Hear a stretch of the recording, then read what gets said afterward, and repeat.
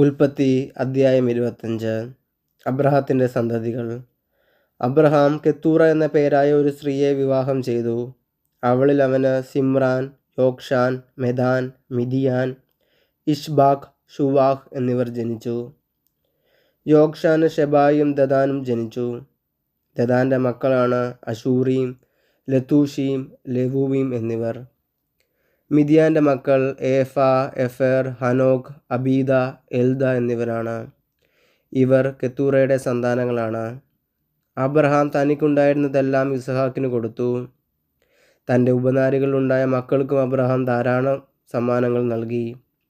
താൻ ജീവിച്ചിരുന്നപ്പോൾ തന്നെ അവരെയെല്ലാം മകനായ ഇസ്ഹാക്കിൽ നിന്ന് ദൂരെ കിഴക്കൻ ദേശത്തേക്ക് അയച്ചു. അബ്രഹാത്തിൻ്റെ മരണം. അബ്രഹാത്തിൻ്റെ ആയുഷ്കാലം 175 വർഷമായിരുന്നു.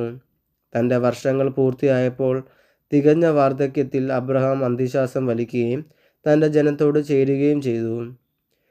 മക്കളായ ഇസ്ഹാക്കും ഇസ്മായിലും മാമ്രയുടെ എതിർവശത്ത് സോഹാർ എന്ന ഹിത്യൻ്റെ മകനായ എഫ്രോണിൻ്റെ വകയായിരുന്ന മക്പല ഗുഹയിൽ അവനെ അടക്കി. ഹിത്യരിൽ നിന്ന് അബ്രഹാം വിലക്ക് വാങ്ങിയതായിരുന്നു ആ വയൽ. അവിടെ അബ്രഹാം ഭാര്യ സാറയോടൊപ്പം സംസ്കരിക്കപ്പെട്ടു. അബ്രഹാത്തിൻ്റെ മരണത്തിന് ശേഷം ദൈവം അവൻ്റെ പുത്രൻ ഇസ്ഹാക്കിനെ അനുഗ്രഹിച്ചു.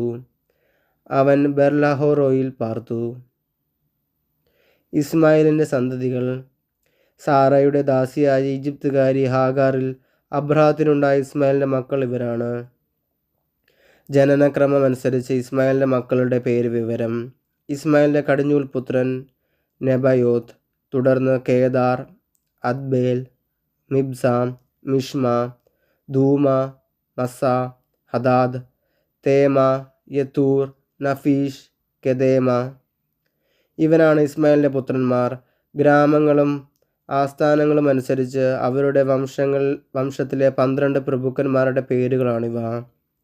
ഇസ്മായിലിൻ്റെ ആയുഷ്കാലം 137 വർഷമായിരുന്നു. അവൻ അന്ത്യശ്വാസം വലിക്കുകയും തൻ്റെ ബന്ധുക്കളോടും ചേരുകയും ചെയ്തു.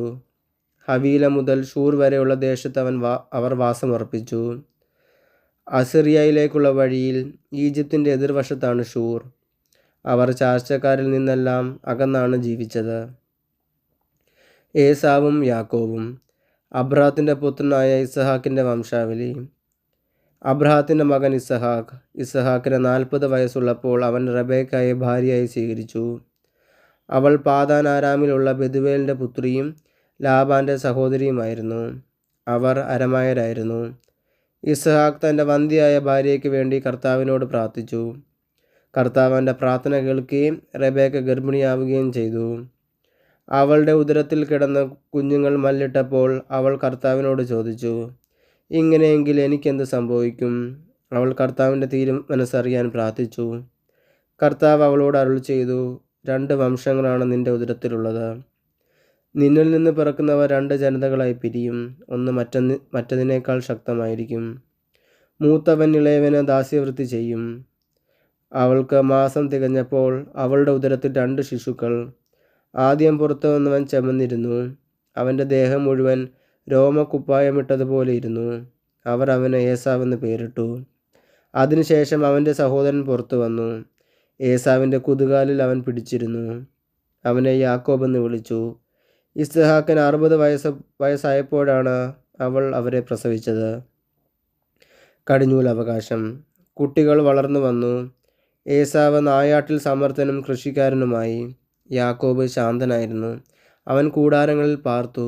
വേട്ടയാടി കൊണ്ടുവന്നിരുന്ന മാംസം തിന്നാൻ കിട്ടിയിരുന്നതിനാൽ ഇസ്ഹാക്ക് ഏസാവിനെ വളരെയധികം സ്നേഹിച്ചിരുന്നു. റബേക്കയ്ക്ക് യാക്കോബിനോടായിരുന്നു കൂടുതൽ സ്നേഹം. ഒരിക്കൽ യാക്കോബ് പായസമുണ്ടാക്കിക്കൊണ്ടിരുന്നപ്പോൾ ഏസാവ് വിശന്ന് തളർന്ന വയലിൽ നിന്ന് വന്നു. അവൻ യാക്കോബിനോട് പറഞ്ഞു, ആ ചെമന്ന പായസം കുറച്ച് എനിക്ക് തരിക. ഞാൻ വളരെ ക്ഷീണിച്ചിരിക്കുന്നു. അതിനാൽ അവന് ഏദോം എന്ന് പേരുണ്ടായി. യാക്കോബ് പ്രതിവദിച്ചു, ആദ്യം നിന്റെ കടിഞ്ഞൂലവകാശം എനിക്ക് വിട്ടുതരിക. ഏസാവ് പറഞ്ഞു, ഞാൻ വിശന്ന് ചാകാറായി. കടിഞ്ഞൂലവകാശം കൊണ്ട് എനിക്കിനി എന്ത് പ്രയോജനം? യാക്കോബ് പറഞ്ഞു, ആദ്യം എന്നോട് ശപഥം ചെയ്യുക. ഏസാവ് ശപഥം ചെയ്തു. അവൻ തൻ്റെ കടിഞ്ഞൂലവകാശം യാക്കോബിന് വിട്ടുകൊടുത്തു. യാക്കോബ് അവന് അപ്പവും പയറുപായസവും കൊടുത്തു. തീറ്റിയും കുടിയും കഴിഞ്ഞ് അവൻ എഴുന്നേറ്റ് പോയി. അങ്ങനെ ഏസാവ് തൻ്റെ കടിഞ്ഞൂൽ അവകാശം നിസ്സാരമായി കരുതി.